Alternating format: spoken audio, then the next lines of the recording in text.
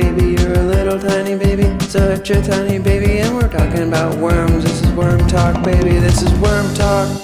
Hey everybody, welcome to Worm Talk. This is a show that I invented that no one else has ever invented. What I like to do on this show is answer questions from all of you idiots out there that don't know as much as me. I know pretty much everything, so if you call in and ask me a question, I'll probably answer it. Just call 678-PIG-SLOP. That's the number here, and leave a message, and I'll answer your question unless it's a stupid one that I hate. So let's start it off with this nice message from caller today right now. Caller, go ahead. Hey, Worm. I'm watching my landscapers mow my lawn, and I was wondering if you think that would be a good job for me. All right. Hey caller, thanks for calling. To answer your question, do I think being a landscaper would be a good job for you? First of all, congratulations on having a landscaper. That must be real nice. Not all of us are that lucky. Some of us have to scape our own land. Some of us have to till our own soil with our bare hands. I can't afford a donkey. I can't afford a plow. I've got to get down on my hands and knees and dig through the dirt to plant my root vegetables. But no, not you. You have a man who comes to your house every day, every hour, every night, and plants your plants for you. Do I think you should have that job? Yes. I think it would take you down a couple notches. It would make you humble. I'm sick of you rich pigs up there in Washington. You fat cats always having landscapers scape your land for you. You need to do it yourself. So what I would recommend is fire your landscaper and start doing it. And then if you get really good, other people will pay you to do it. And that's how business works, okay? And another thing, I never worked as a landscaper myself or anybody else, but I think it's probably really fun to do. You get to go to a stranger's house and dig through their dirt. Yeah, it's fun digging through your own dirt, but imagine the possibilities that might arise when you dig through somebody else's. You can see what kind of pH balance their soil has. You can count their bugs and worms, and if you're lucky, you can find a cool shaped rock that you can take home with you. So the more I think about it, yeah, I think you should definitely get a job being a landscaper if you've got the qualifications. You can't just waltz into a new industry and expect to know everything on the first day. You've got to take pride in your work, and you've got to be willing to learn. You've got to have guts and gumption. The 2 G's, that's what I call them, guts and gumption. Those were also the name of my uncles. I had an uncle named Gut and an uncle named Gumption, and they both died on the same day, but in different parts of the country. And I'm not going to go into the details about that right now because it'll make me cry. And I don't want to cry in front of you because I don't even know you. Anyway, I do think you should become a landscaper. If you have a job now, quit it. If you don't have a job now, get it. Get with it. Get digging in that dirt and scaping people's lands. Thank you so much for calling. I love you very much. Goodbye.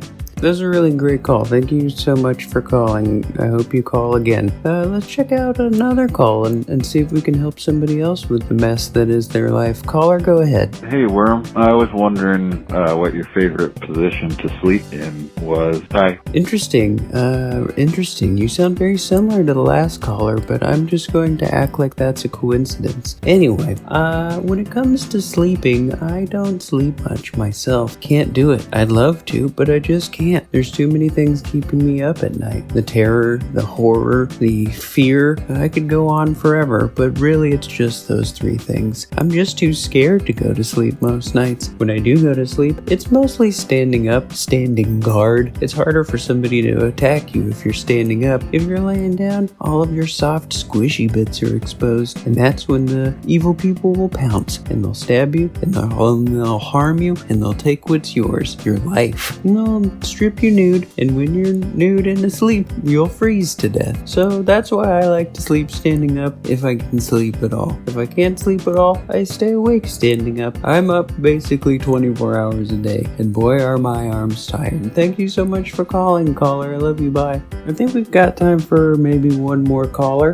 Caller, let's see what you have to say. Go ahead, caller. Please go ahead. Hi, Worm. Do you have any advice for avoiding sound? Like all sound? Oh, interesting. Interesting. You sound kind of like the last two people that called in. Whatever, probably just a weird coincidence. Anyway, the best way to avoid all sounds. This is something that I deal with on a daily basis because I hate sounds, let me tell you. In fact, right now I'm wearing earplugs and earmuffs and ear covers over my earmuffs and earplug. That's 3 layers and I still hear everything. It's a gift and a curse. A gift in that I don't know what that is, but it's a curse because it hurts me and harms me. I always have a headache. I hate the sound of everything. Things that used to sound sweet and pretty to me are now like nails on a chalkboard. Nails on a chalkboard now sounds like a loaded gun being held against my head. I don't know what to do about it. I don't have any advice for you. All I want is for the sound to stop for me. If I figure it out, I'll tell you, but I've been trying for years and I'm not any closer to eliminating the horrible sounds in my life. I don't know what to do. I can't sleep. I can't stay awake. There's no recess from this horrible, horrible situation that I'm in. So if you have any advice on how to get rid of the sounds in the world and avoid them, please tell me. Don't tell this person that called. Who cares about them? I've been suffering longer and more. Tell me. Help me. Thanks so much for calling, caller. I love it very much and I love you. Bye. Mwah. Well, I think that about wraps it up for this episode of Worm Talk. Thanks so much to everybody who called in. I hope my advice is helpful for you, and I hope you tune in next week for another great episode. Bye, everybody. Bye.